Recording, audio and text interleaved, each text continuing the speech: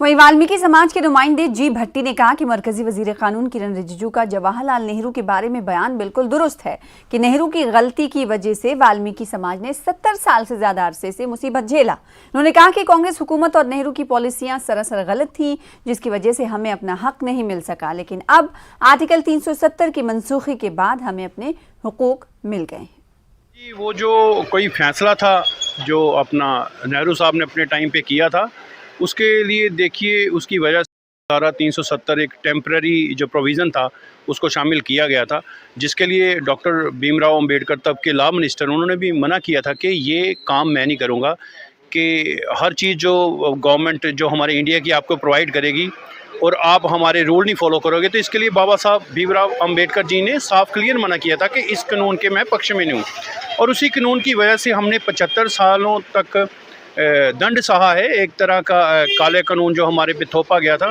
जिसका शिकार वाल्मीकि समाज, गोरखा समाज और वेस्ट पाक रिफ्यूजी और आधी आबादी जो हमारी महिलाओं की थी जम्मू कश्मीर की, उनको सफ़र करना पड़ा। जो हमारे रिजिजू साहब हैं, जो हमारे लॉ मिनिस्टर हैं, उन्होंने बिल्कुल सही बयान दिया है कि आगे बढ़ेंगे। जम्मू में 69वीं ऑल इंडिया कोऑपरेटिव वीक के प्रोग्राम से एलजी मनोज सिन्हा ने खिताब किया। इस मौके पर मनोज सिन्हा ने कहा कि कोऑपरेटिव पीएम नरेंद्र मोदी और अमित शाह की क़यादत में तरक्की कर रहे हैं और जम्मू कश्मीर में महकमे ने पिछले 1.5 साल में अच्छा काम किया है। एलजी मनोज सिन्हा ने मजीद कहा कि माजी में हुकूमतों की आत्म तवज्जुही की वजह से इस शोबे को कुछ नुकसान उठाना पड़ा है।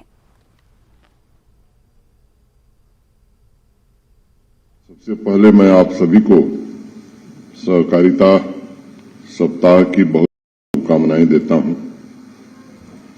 सहकारी समितियों से जुड़ा हर सदस्य, हर किसान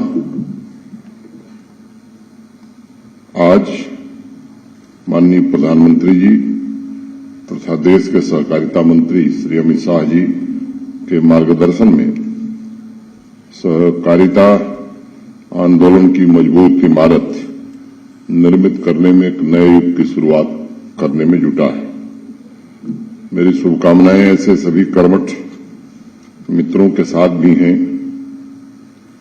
पिछले वर्ष सहकारिता मंत्रालय का गठन भारत सरकार ने किया था।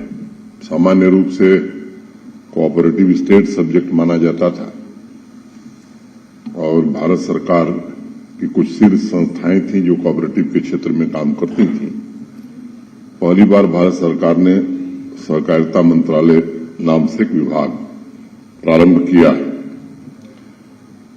देश की अर्थव्यवस्था में, विशेष रूप से ग्रामीण अर्थव्यवस्था में सहकारिता की भावना को समृद्ध करने के लिए मैं समझता हूं कि एक महत्वपूर्ण कदम है और मुझे उम्मीद है कि आगे के समृद्ध कालखंड में सहकार की नई संस्कृति विकसित करने में हम सब मिलकर के अवश्य कामयाब होंगे।